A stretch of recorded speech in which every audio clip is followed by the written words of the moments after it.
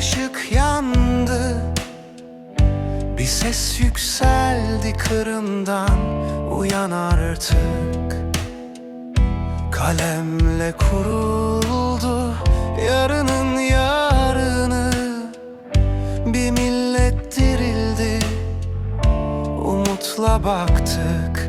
Bir harf, bir söz, bir yol açıldı. Gönüller aynı duada buluştu. Dilde, fikirde işte birlik, yükselir bu ses göğe dirlik. Bir kıvılcım oldu yürekten, kardeşlerin dünyası tek bir nefeslik. Dilde, fikirde işte birlik, yükselir bu ses göğe dirlik. Bir kıvılcım oldu yürekten, kardeşlerin dünyası tek bir nefeslik.